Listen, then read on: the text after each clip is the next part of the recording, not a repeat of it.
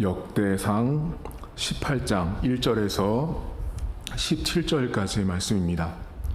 그 후에 다윗이 블레셋 사람들을 쳐서 항복을 받고 블레셋 사람들의 손에서 가드와 그 동네를 빼앗고 또 모압을 치매 모압 사람이 다윗의 종이 되어 조공을 바치니라. 소바왕 하닷 에셀이 유브라데 강가에서 자기 세력을 펴고자 하매 다윗이 그를 쳐서 하맛까지 이르고 다윗이 그에게서 병거 1000대와 기병 7000명과 보병 20000명을 빼앗고 다윗이 그 병거 100대의 말들만 남기고 그 외에 병거의 말은 다 발에 힘줄을 끊었더니 다메섹 아람 사람이 소바왕 하닷 에셀을 도우러 온지라. 다윗이 아람 사람 22000명을 죽이고 다윗이 다메섹 아람의 수비대를 두매 아람 사람이 다윗의 종이 되어 조공을 바치니라. 다윗이 어디로 가든지 여호와께서 이기게 하시니라. 다윗이 하닷 에셀의 신하들이 가진 금 방패를 빼앗아 예루살렘으로 가져오고 또 하닷 에셀의 성읍 디브핫과 군에서 심히 많은 놋을 빼앗았더니 솔로몬이 그것으로 놋대야와 기둥과 놋 그릇들을 만들었더라. 하맛 왕 도우가 다윗이 소바왕 하닷 에셀의 온 군대를 쳐서 무찔렀다 함을 듣고 그의 아들 하도람을 보내서 다윗 왕에게 문안하고 축복하게 하니 이는 하닷 에셀이 벌써 도우와 맞서 여러 번 전쟁이 있던 터에 다윗이 하닷 에셀을 쳐서 무찔렀음이라. 하도람이 금과 은과 놋의 여러 가지 그릇을 가져온지라. 다윗 왕이 그것도 여호와께 드리되 에돔과 모압과 암몬 자손과 블레셋 사람들과 아말렉 등 모든 이방 민족에게서 빼앗아 온 은금과 함께하여 드리니라. 수리의 아들 아비새가 소금 골짜기에서 에돔 사람 18,000명을 쳐 죽인지라. 다윗이 에돔의 수비대를 두매 에돔 사람이 다 다윗의 종이 되니라. 다윗이 어디로 가든지 여호와께서 이기게 하셨더라. 다윗이 온 이스라엘을 다스려 모든 백성에게 정의와 공의를 행할세. 스루야의 아들 요압은 군대 사령관이 되고 아힐롯의 아들 여호사밧은 행정관이 되고 아이두베의 아들 사독과 아비아달의 아들 아비멜렉은 제사장이 되고 사워사는 서기관이 되고 여호야다의 아들 부나야는 그렛 사람과 블렛 사람을 다스리고 다윗의 아들들은 왕을 모시는 사람들의 우두머리가 되니라. 아멘. 오늘 역대상 18장은 다윗의 승리 소식, 승전가에 대한 이야기가 등장합니다. 근데 한 가지 여러분들이 이 역대상을 보실 때 많은 성도들이 놓치는 게 하나 있어요. 그게 뭐냐면 여러분 역대상 안에 사울 이야기도 나오고 다윗 이야기도 나와요. 그러면 여러분들이 이 성경을 놓치는 게 뭐냐면 역대상은 이 본문에 오늘 나왔던 다윗 왕의 기록은 사실 사무엘 하에 있는 내용이에요. 자, 그러니까 역대상은 여러분 저희가 역대상을 처음 시작할 때 누구에게 썼냐면 바벨론 포로에 끌려갔다가 다시 돌아온 이스라엘 백성들에게 주신 성경책이 역대상이에요. 그러니까 하나님을 배신하고 등지고 죄악 때문에 하나님의 심판을 받아 바벨론으로 끌려갔던 사람들이 다시 돌아왔을 때 이 성경이 과거의 다윗 왕의 승전 이야기를 해주고 있는 거예요. 그러니까 다윗이 전쟁에서 승리한 이야기를 듣고 있는 이 청중이 누구냐면 바벨론 포로 끌려갔다가 다시 이스라엘 땅에 돌아온 사람들이 이 성경 이야기를 듣고 있는 걸 놓치면 안 돼요. 그러면 포로로 끌려갔다가 다시 돌아온 사람들에게 다윗의 오늘 이야기는 잘 보시면 다윗이 블레셋도 이기고 다메섹도 이기고 다 이 전쟁에서 승리하는 이야기가 나와요. 근데 그 이야기의 맨 하반부에 두 번이나 반복되는 게 뭐냐면 다윗이 어디로 가든지 여호와께서 이기게 하셨더라. 이 절이 마지막에 반복돼요. 여기가 핵심인데, 그러면 다윗이 어디를 가든지 여호와께서 이기게 하셨다라는 이 구절을 누가 듣느냐면 바벨론 포로로 끌려갔던 사람들이요. 그러면 왜 이들에게 성경에 많은 이야기가 있는데 다윗 이야기를 이들에게 해줄까요? 이들에게 메시지와 깨달음이 필요했어요. 그게 뭐냐면, 자, 바벨론 끌려갔다 온 사람들에게 이 사람들이 여러분 어떤 결심을 했는지, 뭐 결단을 했는지, 뭐 돌이켰는지 나오진 않아요. 하지만 너희가 돌아왔음에 이제 이 나라를 다시 재건하고 세워가는 모든 과정에 다윗이 어디를 가든지 이기게 하셨던 하나님을 그들은 들을 필요가 있었던 사람들인 거죠. 아, 우리가 바벨론에서 돌아온 것들, 그리고 바벨론으로 끌려가기 전에 우리의 삶의 모습 속에 어쩌면 하나님이 다윗과 함께하면서 승리하고 이기게 했던 모습을 그 포로 생활의 고난 속에 있었던 사람들이 돌아와서 들을 때 하나님이 주시는 단 하나의 메시지는 이제는 너희들 힘으로 이기거나 건축하거나 다시 세울 수 없다라는 걸 알려주는 거예요. 그러니까 지금 이 성경의 이야기, 역대상에 있는 이 18장의 이야기는 사실 오래전에 사무엘 상하의 다윗 이야기가 여기 기록되어 있을 뿐이에요. 그러니까 다윗의 이야기, 다윗이 어디를 가든 전쟁에서 승리하게 하신 하나님을 포로에서 돌아온 백성들이 들었을 때 내가 할 수 있는 게 없다라는 걸 인정해야 돼요. 그러니까 여러분들이 오늘 우리가 청중이잖아요. 우리가 이 성경을 들을 때 내가 이길 수 없다라는 걸 인정하는 거, 내가 뭔가를 세울 수 있다라는 것이 없다라는 거.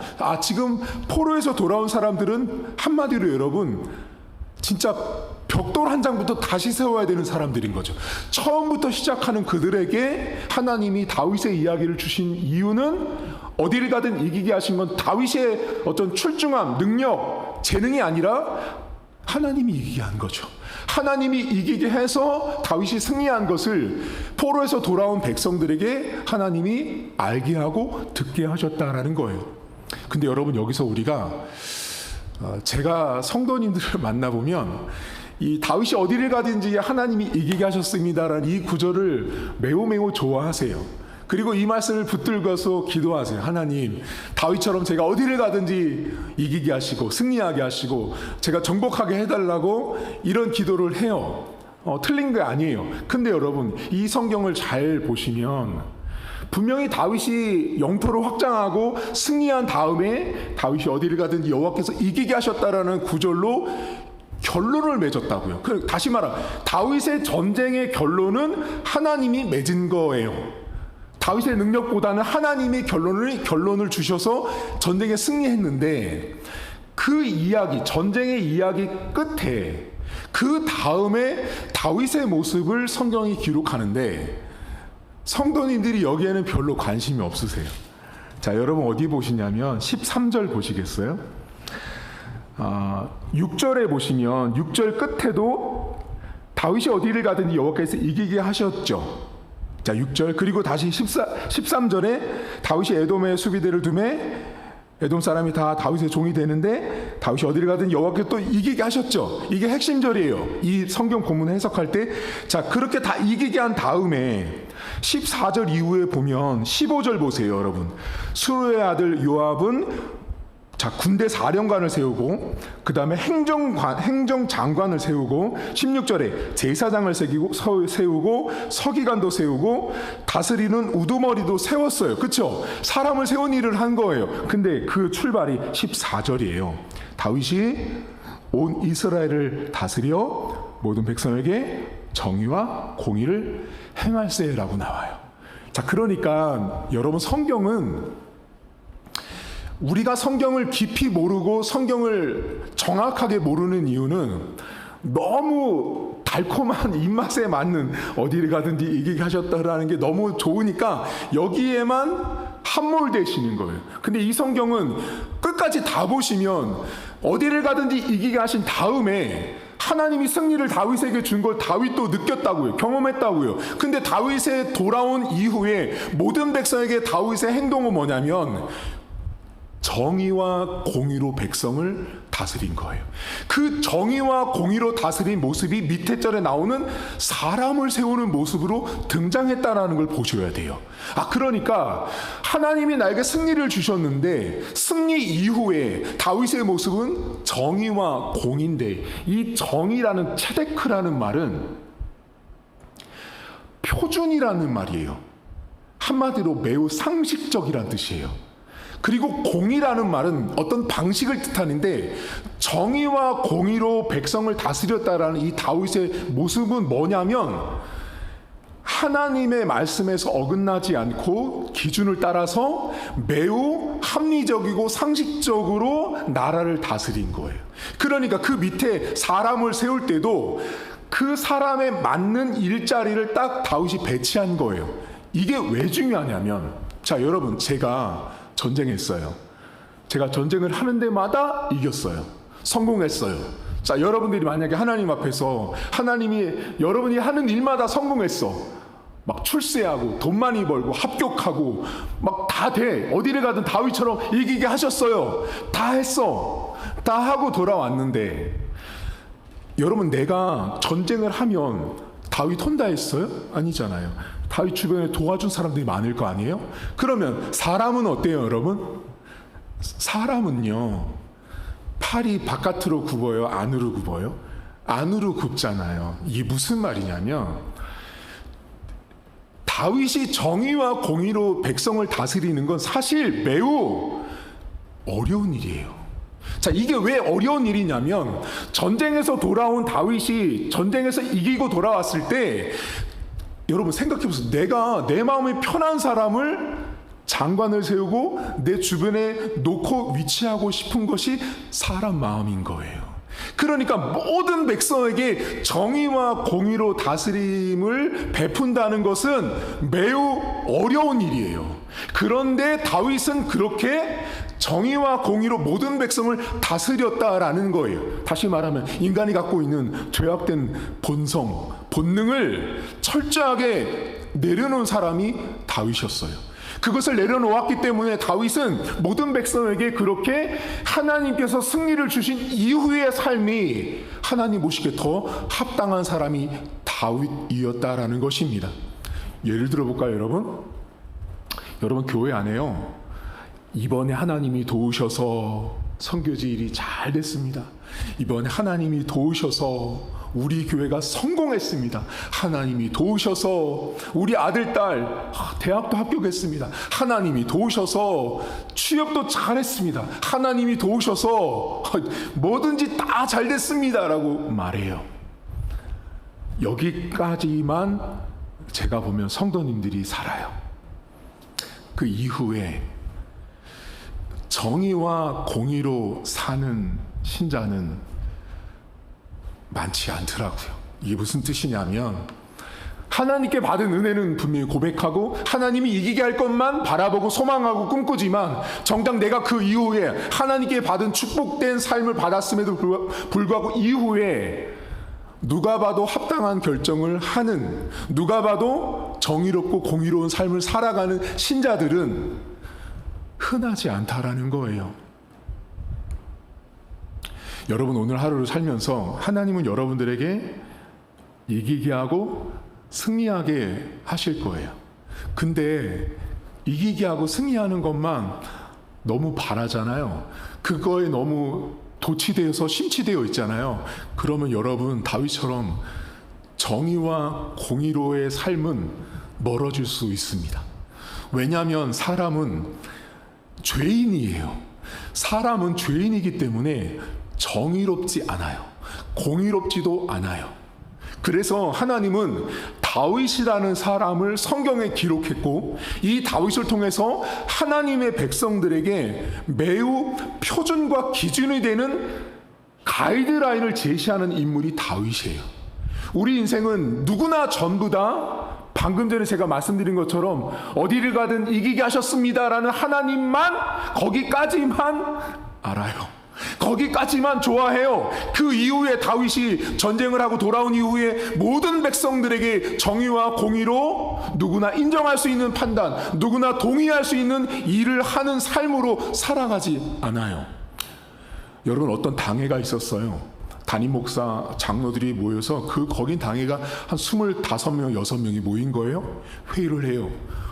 회의 출발에 너무 기분이 좋았어요. 왜 기분이 좋았냐면 그 교회가 농어촌 교회에 어떤 사역을 했는데 매우 성공적으로 된 거예요. 거기 무슨 농협 단체랑 무슨 이렇게 조인을 해가지고 무슨 행사를 했는데 너무 성공적으로 된 거예요. 그래서 이제 거기서 나온 수익금들이 막 모아졌고 그 수익금을 가지고 농어촌 교회를 막 이렇게 돕는 상황이 된 거죠. 너무 잘 됐어요. 그래서 당에 담임 목사랑 장로들이 모여서 이번에 하나님이 이렇게 도와주셔서 우리가 어디를 가든 다윗처럼 이기게 하신 거를 경험한 거예요. 그리고 이제 회의를 하기 시작했는데 회의가 다 끝나고 나서 장로들 몇 명이 나가고 나머지 몇 명의 이렇게 서열이 높은 장로들이 모여서 또 다른 회의를 진행할 때 거기 안에서 이제 불법이 자행되는 거죠. 돈이 많이 들어온 거예요. 그 많이 들어온 거 쓰면 여러분 어때요? 그 많이 들어온 돈 있으면 몽땅 그 농어촌교회 전부 다 주든가 아니면 그 모든 돈을 성도들한테 다 밝히든가 해야 되는데 그 일부 예를 들면 자 1억이 남았어요. 그럼 1억 남은 거 그 농어촌교회 다 주든가 아니면 1억이 남았습니다라고 성도들에게 보고를 하는 것이 맞죠? 근데 그 당에 다 하나님의 은혜였습니다라고 말하고 그들은 정의와 공의로 남은 결산을 하지 않고 그 1억에 몇 %만 지방으로 보내고 몇 %는 우리 교회 재정으로 비축하자. 여러분 이게 하나님이 도우셔서 그 행사가 잘 됐는지는 몰라요. 아니 그들의 욕심일 수도 있어요. 그들이 그냥 바라보는 착각일 수도 있는 거죠. 어쨌든 잘 됐어요. 근데 그들의 삶의 결론은 정의롭지도 못하고 공의롭지도 못한 거예요. 여러분 우리가 하나님이 분명히 이기게 하시고 승리하게 하실 때 이 성경 끝에 있는 다윗이 모든 백성을 정의와 공의로 진행했다라는 걸 유념하셔야 돼요. 그리고 이 본문에 사람을 세우거든요. 그러니까 여러분 교회가요 가장 공의롭고 정의로운 방법을 실현하는 되게 중요한 것이 뭐냐면 사람과 일꾼을 세울 때예요. 어떤 교회는 사람을 세우는데 최근에 있었던 저희 지난주에 통화했죠. 진짜 지난주네요. 제가 아는 목사님이랑 통화를 했는데 그 교회는 이렇게 사람을 세우는데 여러분 사람을 교회 일꾼을 세울 때 뭐로 세워야 돼요? 믿음으로 헌신과 섬김과 사랑으로 이렇게 세워야 되잖아요. 근데 그 교회에서 일꾼을 세우려고 하는데 그 일꾼을 세우려고 하는 기준이 1번, 2번, 3번이 뭐였냐? 저 사람은 헌금을 많이 했다 이거예요. 자, 저 사람이 헌금을 많이 했으니까 저 사람은 이번에 장로도 세워야 되고 권사도 세워야 되고 집사도 세워야 한다라는 거예요. 이건 썩은 교회예요, 여러분. 부패를 해도 제대로 부패하는 교회예요. 하나님은 그런 교회를 원하지 않아요. 그런 목회자도 원하지 않아요. 근데 안타까운 건 지금 한국이에요. 돈 받고 장로 주고 권사 주고 집사 주는 교회가 너무 많다라는, 이것은 오늘 성경에 나온 다윗이 일꾼을 세우는 모습과 완전히 배치되는 거예요. 다윗은 돈 받고 사람을 세운 적이 없어요. 다윗은 하나님 앞에 정의와 공의를 따라서 일꾼들을 세우는, 하나님이 이기는 승리를 주었지만 그가 보여주는 삶의 모습은 매우 정의롭고 공의로운 모습이었다라는 거예요. 여러분 오늘도 하나님이 여러분들 이기게 하셨으면 좋겠어요. 저는 진짜 여러분 어딜 가든 하나님이 승리하게 하고 정말 여러분들이 원하는 거 다 이루길 바래요, 목회자로. 근데 그걸 얻었을 때, 내가 거기에 도달했을 때 여러분 정말로 여러분 인생에 정의와 공의로 내가 남은 인생을 살고 하나님이 나에게 주신 그 결과값을 쥐어 들었을 때 정의와 공의로 내가 살겠다라고 하는 결단과 다짐이 우리 안에 있어야 한다는 거예요. 근데 우리들이 정의와 공의롭게 안 살아요. 상식적이지도 않고 합리적이지도 않고 남들이 봐도 왜 저런 판단을 했을까? 왜 저런 결정을 했을까 하는 일들이 우리 안에 너무 많다라는 것입니다. 여러분 오늘도 바라기는 여러분들에게 하나님께서 어디를 가든 다윗처럼 이기게 하시는 축복을 얻기를 저는 바랍니다. 그것을 얻었을 때 그 이후가 신자에게는 훨씬 더 피나는 노력과 투쟁이 있어야 돼요. 신앙에 대한 투쟁이 있어야 돼요. 왜냐하면 인간은 본능적으로 정의롭지도 않고 공의롭지도 않습니다. 전쟁에서 이기고 돌아왔을 때 내가 원하는 사람들 좋은 자리 주고 싶은 게 인간의 본능이고 죄악된 근성인 거예요. 하지만 하나님 앞에 정의와 공의로 세워갔던 다윗은 그렇게 돈을 받고 인맥을 따라서 내가 원하는 사람을 세운 것이 아니었다라는 걸 기억하십시오. 오늘도 정의와 공의로운 하나님의 성품을 고스란히 닮았던 다윗처럼 여러분들도 그렇게 살아갈 수 있기를 주님의 이름으로 축복합니다. 하나님 아버지, 다윗은 어디를 가든지 하나님께서 이김을 주셨습니다. 많은 성도들이 다윗이 이렇게 이겼던 삶을 꿈꾸고 바라고 소망합니다. 하지만 다윗이 그렇게 하나님께서 이김을 준 이후에 그가 백성들에게 공의와 정의로 행했던 그 다윗의 삶의 모습은 많은 성도들이 별로 관심을 갖지 않습니다. 이기는 것에만 주목합니다. 승리하는 것에만 주목합니다. 하나님 성공하고 돈 많이 버는 것에만 주목합니다. 축복을 받는 것에만 주목합니다. 하지만 하나님께서 그런 축복과 승리와 이김을 주셨던 이유가 정의와 공의를 위해서 살아가야 되는 하나님의 백성다운 삶의 모습, 하나님의 성품을 따라가는 삶의 모습을 당신의 백성들이 그렇게 살기를 원함에도 불구하고 하나님의 백성들이 그렇게 살지 못할 때 하나님은 마음 아파합니다.